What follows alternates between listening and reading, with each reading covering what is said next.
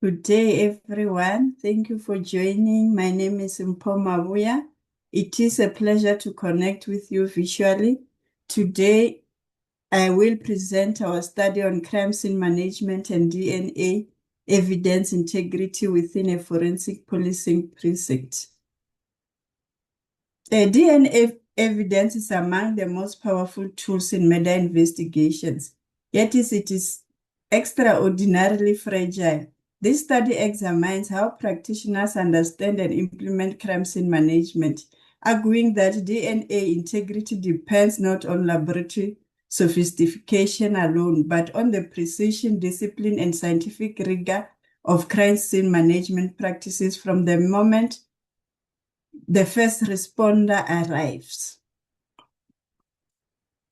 So this study is guided by key forensic and organizational principles. Firstly, the forensic science framework, which emphasizes the integrity and evidence from collection to analysis, followed by the systematic perspective, which recognizes that problems are not just individual, but also organizational. We also have the chain of custody framework or principle, which ensures that evidence remains secure and reliable throughout the process. Together, these frameworks help us understand how breakdowns occur and where improvements are needed. The existing literature shows that crime scene classification are the most vulnerable stage in the forensic processes, and DNA evidence is highly sensitive to contamination. However, studies also show that challenges such as inconsistent procedures, limited resources, gaps between policy and practices also prevails. So DNA preservation critical practices includes air drying and ventilation of evidence, environmental control, packaging and labeling, as well as the storage and security of the evidence. So this study used a qualitative approach wherein data was collected through practitioner insights, observation, and review of procedures and practices. The goal was to understand how practitioners work in real context where breakdowns occur, how systems influence outcomes, and semi-structured interviews were also conducted with 36 participants across the detectives, the ballistic experts, and the crime scene managers.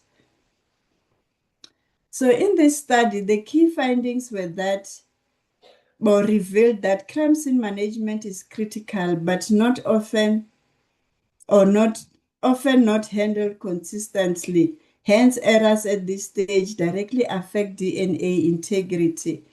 The other finding was that knowledge exists within the practitioners, but is fragmented. Practitioners understand basic concepts, but procedures are not always standardized. Important details are sometimes overlooked.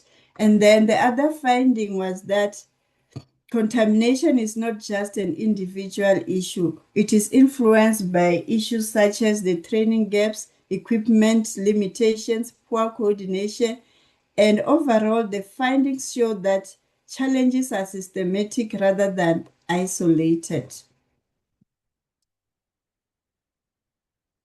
So the key recommendation and practices for policy are based on those findings. And then we have recommended several actions that needs to be taken. First, we recommend that there is a need to strengthen training and competency to improve crime scene handling.